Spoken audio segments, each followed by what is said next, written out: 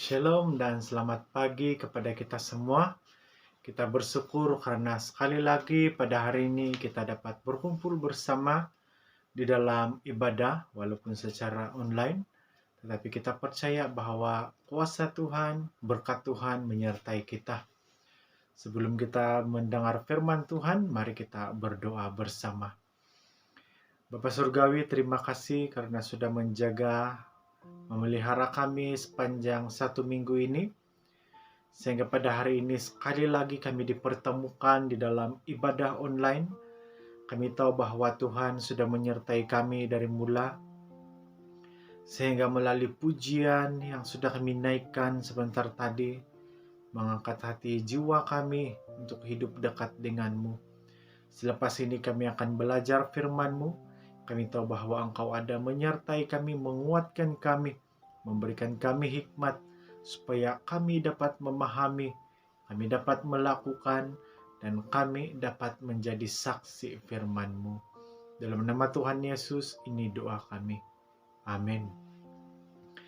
Baiklah, pada hari ini kita akan sama-sama belajar firman Tuhan daripada Kisah Para Rasul 3 ayat 1 hingga 10. Dan ini merupakan sambungan daripada renungan harian kita yang terbaru. Jadi daripada teks Kisah Para Rasul 3 ayat 1 hingga 10. Tema yang akan kita belajar adalah Tuhan memberi lebih daripada yang kita harapkan. Saya akan baca firman Tuhan ini bagi kita. 3 Para Rasul 3 ayat 1 hingga 10. Petrus menyembuhkan orang lumpuh. Pada suatu hari menjelang waktu sembahyang, yaitu pukul 3 petang, naiklah Petrus dan Yohanes ke bait Allah. Di situ ada seorang laki-laki yang lumpuh sejak lahirnya, sehingga dia harus diusung. Tiap-tiap hari orang itu diletakkan dekat pintu gerbang bait Allah yang bernama Gerbang Indah untuk meminta sedekah kepada orang yang masuk ke dalam bait Allah. Ketika orang itu melihat bahwa Petrus dan Yohanes hendak masuk ke bait Allah, ia meminta sedekah. Mereka menatap dia dan Petrus berkata, "Lihatlah kepada kami." Lalu orang itu menatap mereka dengan harapan akan mendapat sesuatu dari mereka. Tetapi Petrus berkata kepadanya, "Emas dan perak tidak ada padaku, tetapi apa yang kupunya kuberikan kepadamu. Demi nama Yesus Kristus orang Nazaret itu, berjalanlah." Lalu ia memegang tangan kanan orang itu dan membantu dia berdiri. Seketika itu juga kuatlah kaki dan mata kaki orang itu. Ia melonjak berdiri, lalu berjalan kian kemari dan mengikuti mereka ke dalam bait Allah, berjalan dan melompat-lompat serta memuji Allah. Seluruh rakyat itu melihat dia berjalan sambil memuji Allah. Lalu mereka mengenal dia sebagai orang yang biasanya duduk meminta sedekah di gerbang indah bait Allah, sehingga mereka takjub dan tercengang tentang apa yang telah terjadi padanya. Nah, daripada teks ini, seperti yang saya kata tadi, kita akan belajar satu tema, yaitu Tuhan memberi lebih daripada apa yang kita harapkan. Setiap orang pasti, kamu, saya, dan siapa saja memiliki atau mempunyai harapan. Seperti juga orang yang lumpuh ini. Harapan orang lumpuh ini adalah mendapatkan uang daripada meminta sedekah di pintu gerbang indah bait Allah, kata firman Tuhan ini. Si lumpuh berharap supaya siapa saja yang lalu lalang di hadapannya yang masuk ke bait Allah memberinya sedekah. Sedekah yaitu uang ataupun makanan. Dan kadang-kadang dia juga berharap agar lebih daripada apa yang dia miliki, yang dia terima itu dia dapat. Dan Lalu kita melihat kehidupan dia ini, dia sudah pun pasrah ataupun dia sudah pun sepertinya menyerahkan ataupun inilah saya ini, inilah nasib saya ini. Dan cukup setakat orang bagi dia duit, nah itulah sudah yang dia mau. Nah, tetapi kalau kita melihat firman Tuhan ini, ketika ia berjumpa dengan Petrus dan Yohanes, orang lumpuh itu juga meminta kepadanya, tetapi Petrus memintanya untuk menatap mereka di dalam ayat yang kelima. Lalu apa dia cakap? Kami tidak mempunyai uang, tidak ada emas dan perak, kata mereka di dalam ayat yang keemas, tetapi yang ada padaku kuberikan kepadamu. Lalu dia pun mengucapkan doa demi nama Yesus Kristus, orang Nazaret itu, berjalanlah. Nah, daripada firman yang indah, yang hebat ini, kita akan melihat beberapa hal yang Tuhan lakukan di dalam kehidupan kita juga, yaitu pemberian yang lebih daripada yang kita harapkan. Jadi saya terus bawa kita kepada poin yang pertama, daripada ayat yang ke-6. Ayat yang ke-6 yang kita baca tadi, tetapi Petrus berkata, emas dan perak tidak ada padaku, tetapi yang kupunya kuberikan kepadamu. Demi nama Yesus, orang Nazaret itu, berjalanlah. Ayat yang ke-6 ini saya ambil satu poin, yaitu dibebaskan dari keterbatasan. Poin yang pertama itu dibebaskan daripada keterbatasan. Petrus dan Yohanes tahu bahwa uang adalah keperluan segala-galanya untuk peminta sedekah ini. Tetapi di dalam masa yang sama, mereka juga percaya bahwa Yesus atau Tuhan yang mereka kenal itu mampu memberi yang lebih daripada ini. Yang luar biasa di dalam kisah ini bukan hanya soal mukjizat, tetapi Petrus dan Yohanes juga memberikan apa yang benar-benar orang lumpuh ini perlukan. Nah, keperluan orang lumpuh ini sebenarnya adalah satu kebebasan, satu kelepasan. Nah, pada hari ini, pada hari tersebut, orang lumpuh itu menerima kelepasan ataupun kebebasan daripada keterbatasan hidup yang dialami selama itu. Di dalam Tuhan tidak ada yang terbatas dan tidak ada yang mustahil. Jadi pada waktu itu Tuhan memakai sentuhan Petrus yang disertai dengan iman, mendemonstrasikan kuasa Roh Kudus yang ajaib itu, sehingga orang lumpuh tadi mengalami pembebasan secara total. Bukan setakat fizikalnya itu dibebaskan, tetapi juga pemikirannya. Kalau kita lihat, kalau sudah duduk di sana selama bertahun-tahun, pasti di dalam pikirannya, inilah saya ini, tidak sudah boleh berubah, tidak sudah boleh berjalan, hanya ini yang mampu saya lakukan. Diangkat, duduk, dan meminta-minta. Nah, tetapi pada saat ini, kita yang sudah membaca firman Tuhan ini, saya mau supaya marilah kita semua percaya dan yakin kepada Tuhan Yesus.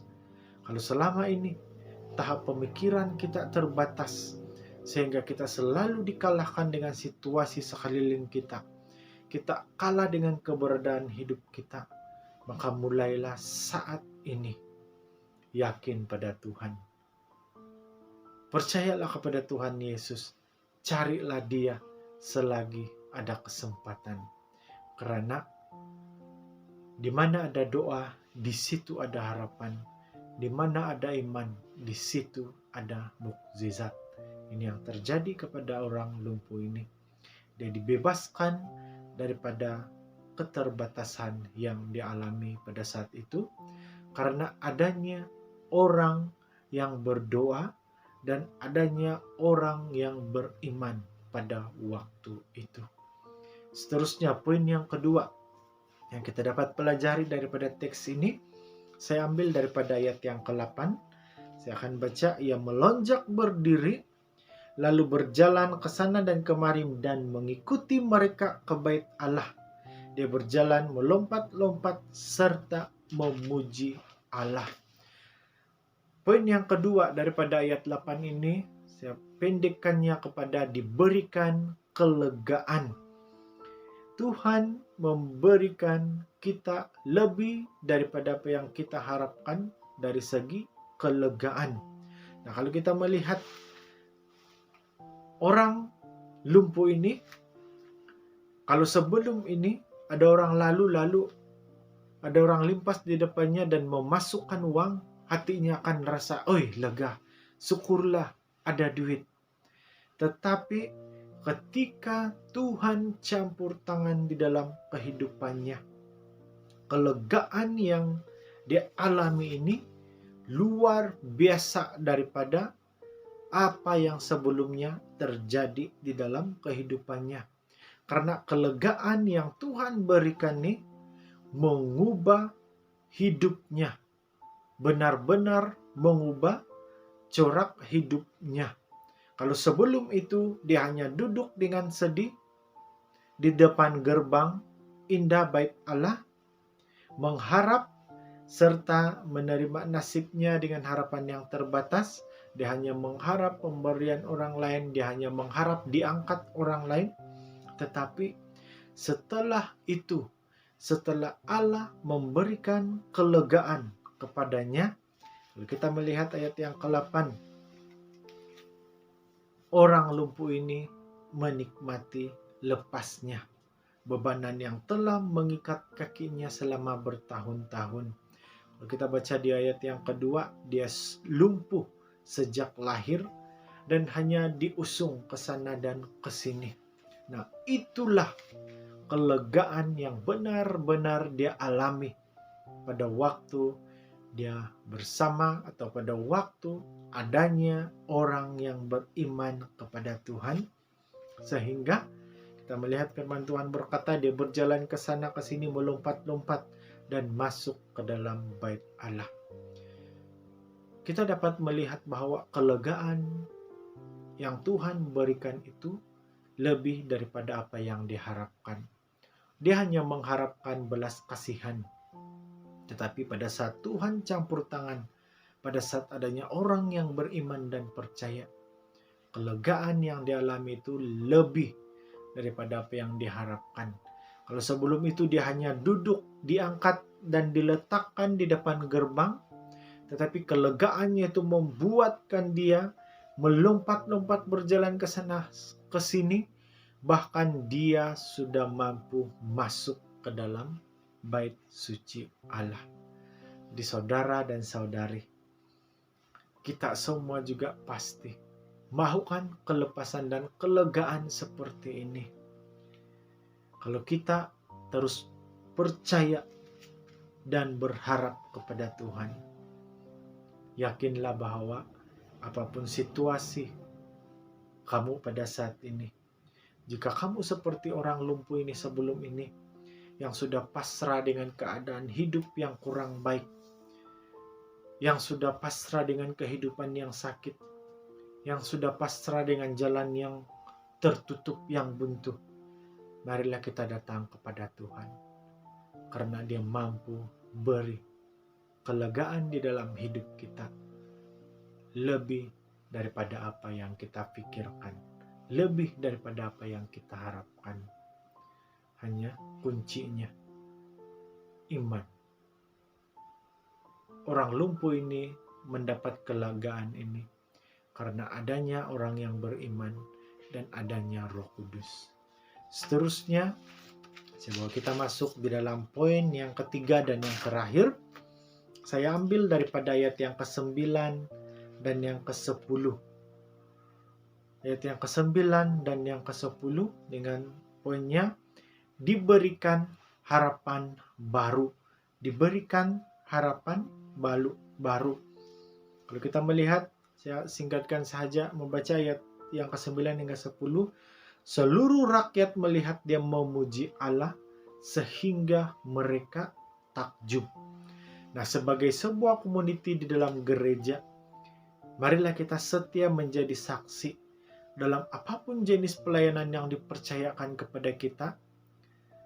Kita haruslah ingat bahwa tanggung jawab pelayanan yang diberikan itu kita lakukannya bukan dengan kekuatan tenaga kita sendiri semata-mata, dan bukan juga dengan kekuatan otak, kepintaran kita semata-mata.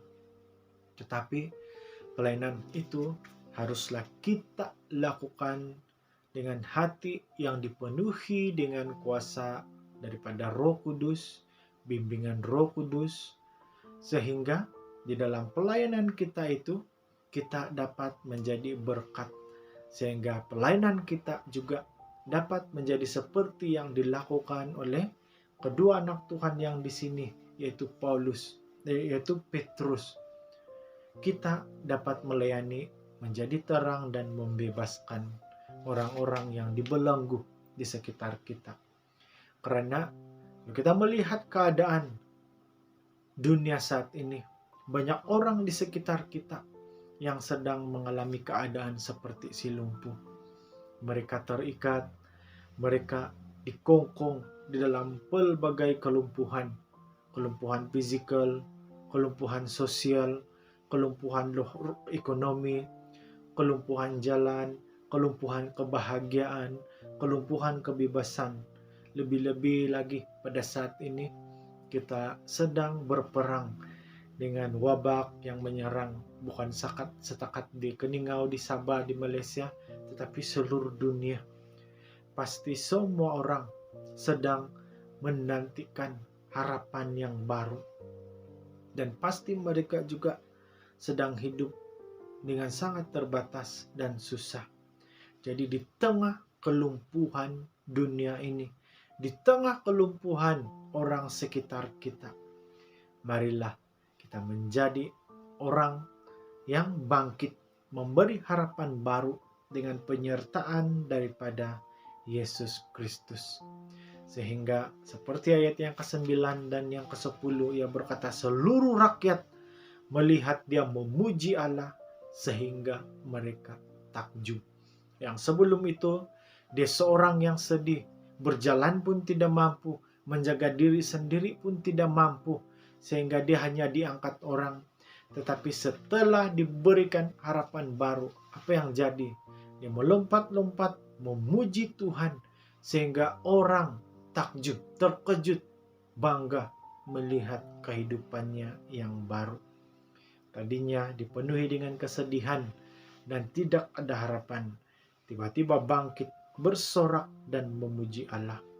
Ini semua karena di dalam Tuhan kita, Yesus Kristus, tidak ada perkara yang mustahil.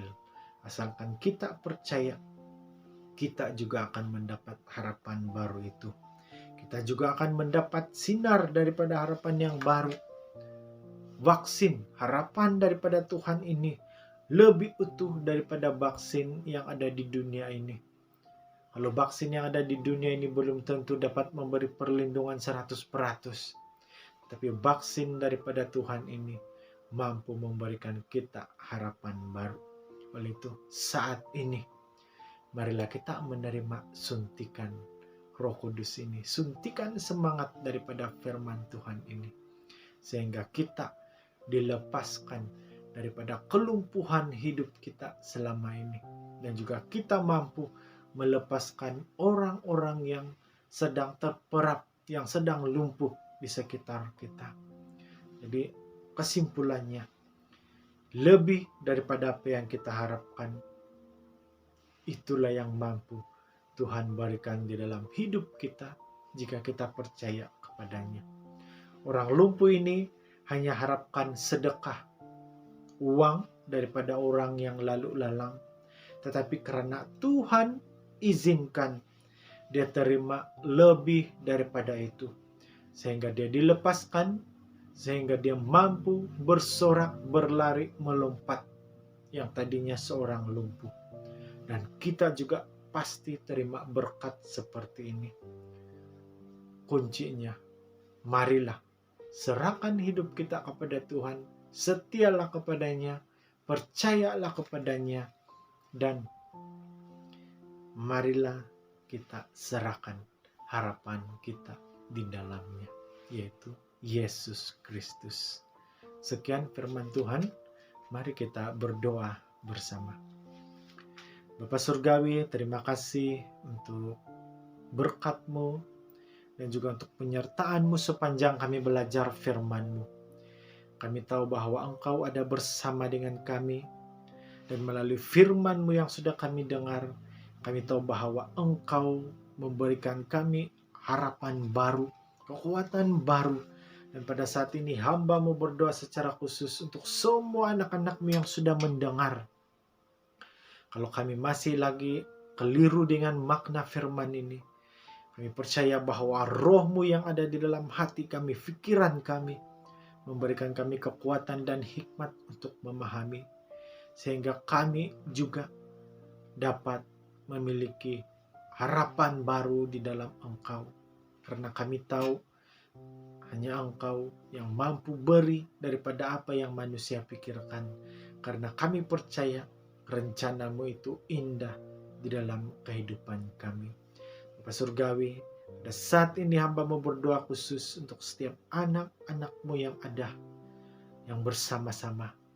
Lalu saja mereka sudah mulai berputus asa karena keadaan dan situasi dunia saat ini, berikanlah mereka kekuatan baru.